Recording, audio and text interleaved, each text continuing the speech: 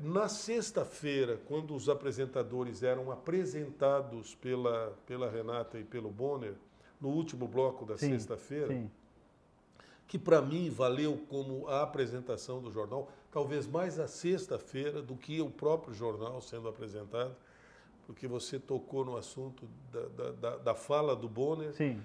É outra coisa que aconteceu que eu acho que vale também destacar. Todas as apresentações dos apresentadores dos fins de semana foram gravadas às 5 horas da tarde da sexta-feira.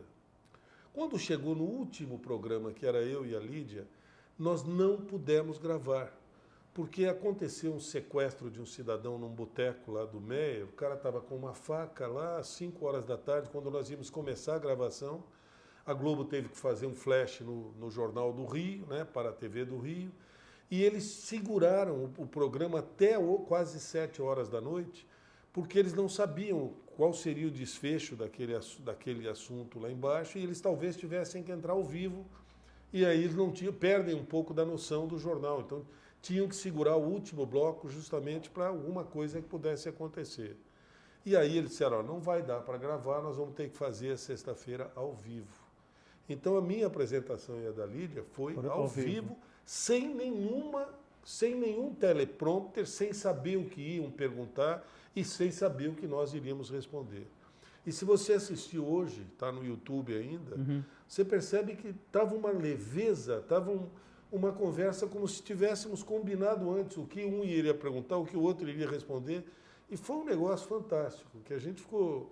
Enfim, nós estávamos ali como se estivéssemos aqui agora conversando desse jeito. Será que não é por causa daquela imensa experiência que estava naquela mesa ali?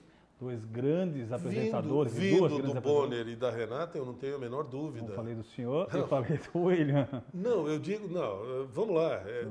São 36 anos aqui no jornal e mais o restante de carreira, mas, né? Carlos, Nossa, eu vou te contar, você disse que tremeu hoje para cortar o cabelo. Nossa. Puxa vida, pelo amor de Deus, com todo carinho e respeito, mas se você não treme um pouco ao enfrentar responsabilidades, você não é responsável. Muito obrigado. Sabe, você tem que se cobrar um pouco mais, mas eu te confesso que foi de uma leveza aquela conversa, aquele papo, como se nós tivéssemos combinado mesmo.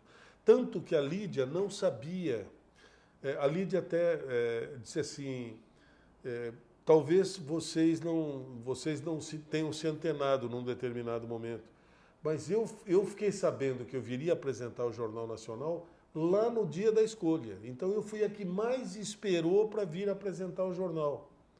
Ela esperou 3 meses quase, com 14 semanas. Enquanto o Mário não, o Mário foi o que menos esperou. Ele soube na segunda, na quarta ele tinha que estar aqui. Que o Bonner até cita, não, peraí um pouquinho. As pessoas não sabem disso. Eu lembro dessa quando ele falou. Nós guardamos a surpresa para o Mário até segunda-feira, que o Mário não sabia que viria tal. Ele contou isso na sexta. Aí ele perguntou como é que foi que tinha chegado a informação, e eu contei essa história da ida para Araranguá. Então, foi um programa que realmente valeu por tudo o que aconteceu. E eu, sem dúvida, eu às vezes estou parado assistindo o Jornal Nacional hoje, eu falo, não, peraí.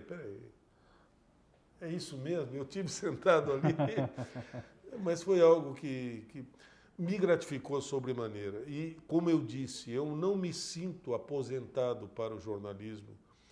Se eu tiver a oportunidade de retornar, mesmo ao fim do mandato, se não me recandidatar, não tenho a menor ideia do que vou fazer daqui 3 anos. Acho que são 2 coisas difíceis, né? São 2 coisas. Bem difíceis. Mas o senhor está indo tão bem como deputado estadual, eu tenho acompanhado um pouco o senhor, e foi tão bem como jornalista que eu acho que é 2 coisas muito difíceis, né, de se decidir. Mas eu agradeço muito a sua observação, a sua avaliação, mas vamos lá, o tempo diz, o tempo determina e o importante há uma frase de uma música, eu não me lembro se o autor é Paulo César Vale, mas ele diz assim, o importante é manter a espinha ereta, a mente quieta e o coração tranquilo. É uma das coisas mais lindas que eu ouvi da música popular brasileira. O importante é manter a espinha ereta, a mente quieta e o coração tranquilo.